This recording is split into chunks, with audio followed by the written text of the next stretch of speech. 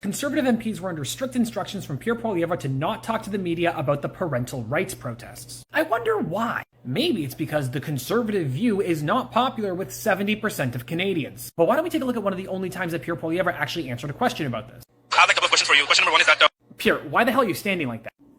It looks like he's trying really hard not to burp. I have a couple of questions for you. Question number one is that, what do you think about the million-person march, and will you be backing it or out of it? I don't know yet enough about it. I understand that it's parents who are frustrated with government imposing contrary values on their children.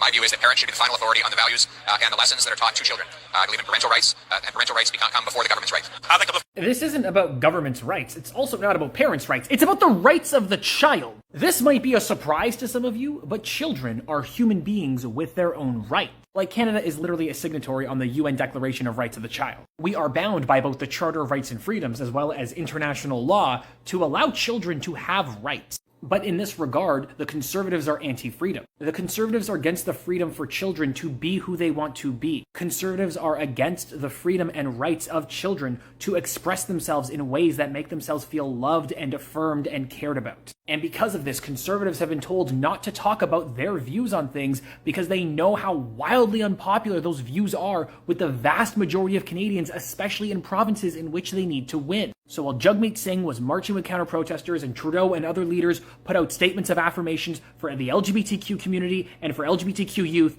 Pierre and the Conservatives were dead silent. So far, Pierre Poilievre has tweeted 11 times today, and not once has he talked about this. And it's probably because he knows that if he speaks out against these protests, the vast majority of his base will be angry at him. If he speaks out in favor of it, like his base wants, the vast majority of Canadians will hate him. But I don't know, Pierre, maybe when you're on the same side as literal child groomers, you might be in the wrong. Because that's who was showing up to the protests. But yeah, Pierre, stay silent. Show us who you really are.